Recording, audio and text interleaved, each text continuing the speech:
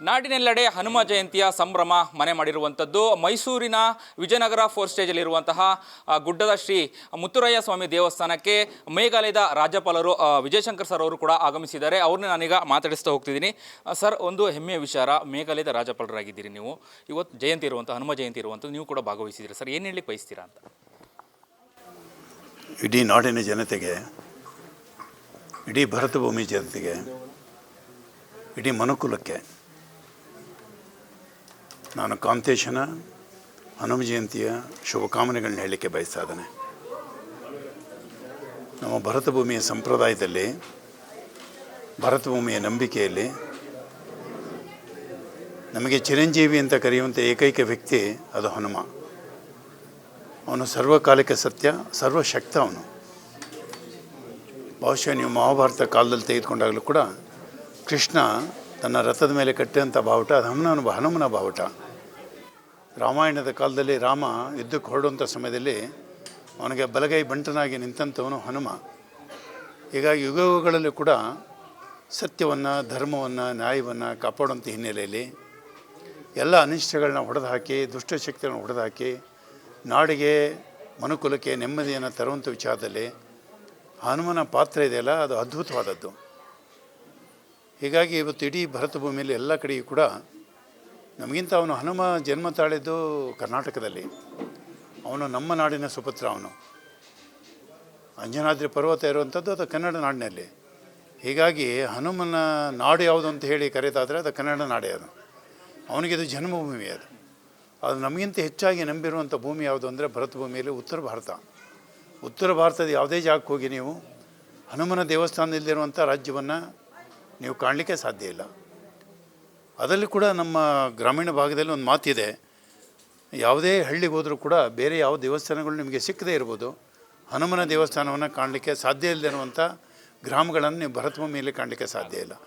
ಅಷ್ಟು ಸಾಮಾನ್ಯ ಜನರಲ್ಲಿ ಕೂಡ ಒಂದು ನಂಬಿಕೆ, ವಿಶ್ವಾಸ, ಭಕ್ತಿ, ಗೌರವನ ಹೊಂದಿರುವಂಥ ಒಂದು ದೈವಿ ಶಕ್ತಿ ಅಂತೇಳಿದರೆ ಆ ಕೀರ್ತಿ ಅದು ಹನುಮನಿಗೆ ಸಲ್ಲುತ್ತೆ. ಹೀಗಾಗಿ ಇವತ್ತು ಇಡೀ ನಾಡು ಹನುಮ ಜಯಂತಿ ಆಚರಣೆ ಮಾಡ್ತಾಯಿದೆ.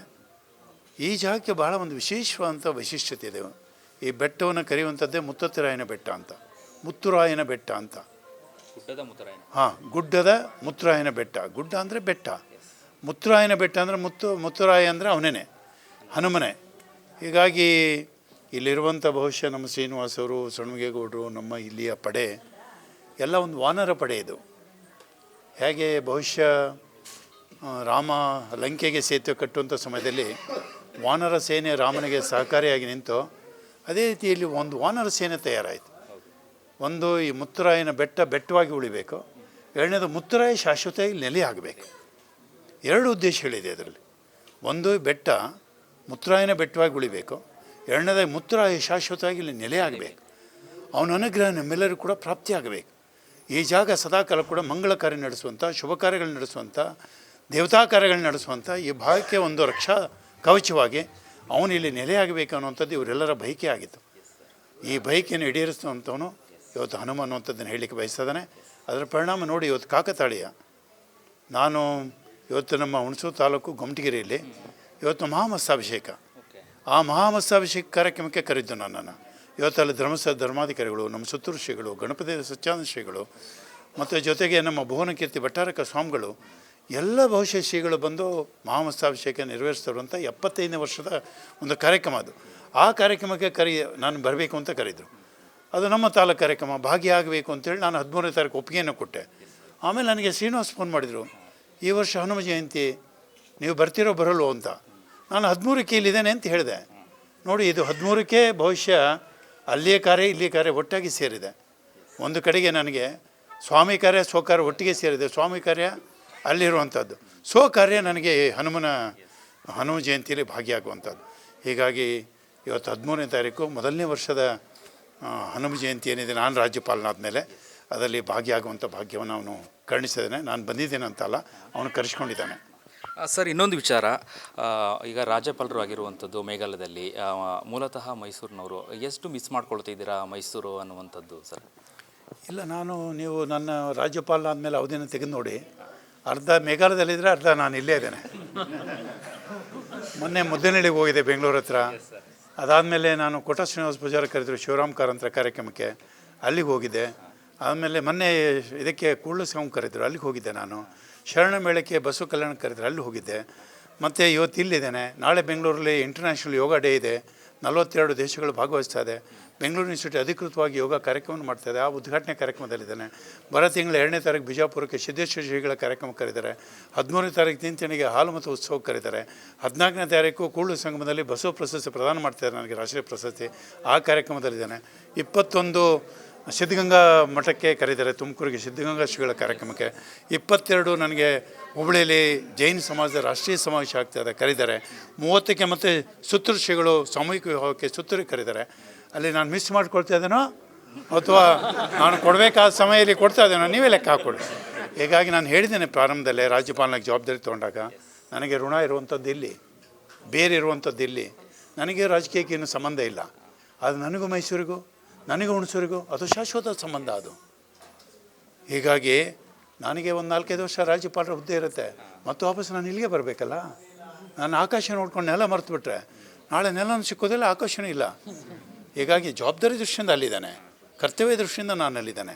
ಆದರೆ ಋಣ ನನಗೆಲ್ಲಿದೆ, ಈ ನಾಡಿನ ಒಳಿತನ್ನು ನಾನು ಬಯಸಬೇಕು, ಕರ್ತವ್ಯ ದೃಷ್ಟಿಯಿಂದ ನನ್ನ ಕಾರ್ಯವನ್ನು ಅಲ್ಲಿ ಕೂಡ ನಿರ್ವಹಿಸಬೇಕು. ಸರ್, ಹನುಮ ಜಯಂತಿ ಹಿನ್ನೆಲೆಯಲ್ಲಿ ಇವತ್ತು ದೇವಸ್ಥಾನಕ್ಕೆ ನೀವು ಬಂದಿರುವಂಥದ್ದು ಒಂದು ರೀತಿಯಾಗಿ ಕಳೆ ಕಟ್ಟಿರುವಂಥದ್ದು. ಕೊನೆಯದಾಗಿ ಸರ್, ಮೇಘಾಲಯದಲ್ಲಿ ಯಾವ ರೀತಿಯಾಗಿ ಧಾರ್ಮಿಕವಾಗಿ ದೇವಸ್ಥಾನಗಳಿಗೆ ಭೇಟಿ ಕೊಡುವಂಥದ್ದು, ಅದರಲ್ಲಿ ಹೇಗೆ ತೊಡ್ಕೊಳ್ತೀರ ಅನ್ನೋ ಮೇಘಾಲಯದ ರಾಜಭವನ ಇದೆಯಲ್ಲ, ಅದು 150 ವರ್ಷ ಹಳೆಯದು, ಬ್ರಿಟಿಷರು ಕಟ್ಟಿದ್ದು. ಪೂರ್ವಾಂಚಲ ಭಾಗ ಅಂದರೆ 7 ರಾಜ್ಯದ ಬ್ರಿಟಿಷರ ಆಡಳಿತದ ಕೇಂದ್ರ ಸ್ಥಾನ ನಮ್ಮ ರಾಜಭವನ. ಬರೀ ಬೀಟೆ ಮರದಲ್ಲಿ ಕಟ್ಟಿರುವಂಥದ್ದು, ಒಂದು ಅದ್ಭುತವಾದ ಕಟ್ಟಡ, ಹೆರಿಟೇಜ್ ಬಿಲ್ಡಿಂಗ್ ಅದು. ನಮಗೆ ಇರುವಂಥ ರಾಜಭವನ 30 ಎಕರೆ ಇರುವಂಥ ಜಾಗ, ಅದು ಒಂದು ಅದ್ಭುತವಾದ ವಾತಾವರಣ. ಆ ಗಾರ್ಡನ್ನು, ರಾಜಭವನ ಅದ್ಭುತವಾಗಿದೆ. ನಮ್ಮ ರಾಜಭವನದ ಮುಖ್ಯ ದ್ವಾರವನ್ನು ನೀವು ಪ್ರವೇಶ ಮಾಡಬೇಕಾದ್ರೆ ರಾಜಭವನದಿಂದ ಈಚೆ ಬರ್ತಾ ಇದ್ದಾಗೇ ನಮ್ಮ ರಾಜಭವನದ ವ್ಯಾಪ್ತಿಯಲ್ಲೇ ಕೇವಲ ಒಂದು 250 ಅಡಿ ದೂರದಲ್ಲಿ ನಮ್ಮ ರಾಜಭವನದ ವ್ಯಾಪ್ತಿಯಲ್ಲಿ ನೀವು ಈಚೆ ಬರ್ತಾ ಇದ್ದಂಗೆ ಕಾಣುವಂಥ ಮೊದಲನೇ ದೇವಸ್ಥಾನ ಅಂದರೆ ಶಿವನ ದೇವಾಲಯ. 1200 ವರ್ಷ ಹಳೆಯದು. ಬ್ರಿಟಿಷರು ಅದನ್ನು ಕೇಂದ್ರ ಸ್ಥಾನ ಮಾಡ್ಕೊಂಡು ಆಡಳಿತ ಮಾಡಿದ್ರು, ಆ ಶಿವನ ದೇವಾಲಯ ಮುಟ್ಟಿಲ್ಲ. ಶಿವ ಪಾರ್ವತಿ ಒಟ್ಟಿಗೆ ಆ ದೇವಸ್ಥಾನದಲ್ಲಿದ್ದಾರೆ. ಇನ್ನೊಂದು ವಿಶೇಷತೆ ನೀವು ಬನ್ನಿ, ಅಲ್ಲಿ ತೋರಿಸ್ತೇನೆ. ಆ ದೇವಸ್ಥಾನದೊಳಗೆ ಚಾಮುಂಡಿ ಇದ್ದಾಳೆ. ಶಿವನ ದೇವಾಲಯ ಅದು, ನಮ್ಮ ರಾಜಭವನದ ವ್ಯಾಪ್ತಿಯಲ್ಲಿರುವಂಥದ್ದು. ನಾನು ರಾಜಭವನದ ಈಚೆ ಬಂದರೆ ಎದುರುಗಡೆಗೆ ಶಿವನ ಗೋಪುರ ಕಾಣುತ್ತೆ, ಶಿವನ ದೇವಾಲಯದ್ದು. ಅಲ್ಲಿ ಹೋಗಿ ಶಿವಪಾರ್ವತಿ ದರ್ಶನ ಮಾಡಿದರೆ 1200 ವರ್ಷದ ದೇವಸ್ಥಾನ ಅದು. ಆ ದೇವಸ್ಥಾನದೊಳಗೆ ನೀವು ಗರ್ಭಗುಡಿಯೊಳಗೆ ಪ್ರವೇಶ ಮಾಡಿದರೆ ತಾಯಿ ಚಾಮುಂಡಿ ಫೋಟೋ ಇದೆ. ಹೀಗಾಗಿ ಈ ಶಕ್ತಿ ದೇವತೆ ಎಲ್ಲ ಕಡೆಗೂ ಇದ್ದಾಳೆ, ಇವಳ ಮಹಿಮೆ ಎಲ್ಲ ಕಡೆಗೂ ಕೂಡ ಇದೆ. ಅವಳು ಕೃಪೆನೇ ಮಗನ ತೊಗೊಂಬಂದು ಇಲ್ಲಿ ಕುಡಿಸ್ಕೊಂಡಿರೋದು. ಮಾರುತಿ ತಾನಾಗಿ ಬಂದು ಕೂತಿಲ್ಲ, ಅವಳು ತಾಯಿ ಮಾರುತಿ ಮಗ. ಹೀಗಾಗಿ ತೊಗೊಂಬಂದು ಆ ಬೆಟ್ಟದ ಮುಂದೆ ಈ ಬೆಟ್ಟದ ತೊಗೊಂಬಂದು ಮಾರುತಿ ನೆಲೆ ಮಾಡಿರುವಂಥವಳು ಚಾಮುಂಡಮ್ಮ. ಹೀಗಾಗಿ ಅವಳು ಅಧಿದೇವತೆ, ನಾಡದೇವತೆ, ಗಡಿದೇವತೆ, ಇಡೀ ಜಗಕ್ಕೆ ಇರುವಂಥ ಏಕೈಕ ಶಕ್ತಿಯ ದೇವತೆ ಅವಳು ಚಾಮುಂಡಿ. ಅಲ್ಲಿ ಇದ್ದಾಳೆ, ನಮ್ಮ ರಾಜಭವನದಲ್ಲಿ ಇಲ್ಲೂ ಇದ್ದಾಳೆ, ಎಲ್ಲೆಲ್ಲೂ ಇದ್ದಾಳೆ. ಹೀಗಾಗಿ ತೊಗೊಂಬಂದು ಮಗನನ್ನು ಇಲ್ಲಿ ಕುಡಿಸ್ಕೊಳ್ತಾಳೆ. ಆ ತಾಯಿ ಹೆಚ್ಚೆ, ಮಾರುತಿ ಹೆಚ್ಚೆ, ಈ ದೇವತಾ ಕಾರ್ಯಗಳು ನಿರಂತರ ನಡೆಯುತ್ತೆ, ಯಾವುದೇ ಕಾರಣ ನಿಲ್ಲಕ್ಕೆ ಸಾಧ್ಯ ಇಲ್ಲ. ಈ ಬೆಟ್ಟ ಬೆಳಗುತ್ತೆ, ಜಿಲ್ಲೆಗೆ ಅತ್ಯಂತ ಒಂದು ಶ್ರೇಷ್ಠವಾದಂಥ ಧಾರ್ಮಿಕ ಕೇಂದ್ರವಾಗಿ ಇದು ಪ್ರವರ್ತನೆ ಆಗುತ್ತೆ. ಇದಿಷ್ಟು ಮೇಘಾಲಯ ರಾಜ್ಯಪಾಲರು ವಿಜಯಶಂಕರ್ ಸರ್ ಅವರ ಮಾತಾಗಿತ್ತು. ಅಂದರೆ ನಾನು ಮೈಸೂರನ್ನು ಮಿಸ್ ಮಾಡ್ಕೊಳ್ಳೋದಿಲ್ಲ, ಯಾವಾಗಲೂ ಕೂಡ ನಾನು ಮೈಸೂರಿಗೆ ಕೂಡ ಬರುವಂಥದ್ದು, ಹಾಗೆ ಇನ್ನಷ್ಟು ಕೂಡ ದೇವಸ್ಥಾನ ಅಭಿವೃದ್ಧಿ ಆಗಲಿ ಅನ್ನುವಂತಹ ಮಾತನ್ನು ಸ್ವತಃ ಮೇಘಾಲಯದ ರಾಜ್ಯಪಾಲರು ಸರ್ ಕೂಡ ಮಾತಾಡಿರುವಂಥದ್ದು. ಕ್ಯಾಮ್ರಾ ಪರ್ಸನ್ ರಾಮ್ ಜೊತೆ ಅಭಿಜಿತ್ ಗಣೇಶ್, ಪ್ರಜಾಧ್ವನಿ ಟಿವಿ, ಮೈಸೂರು.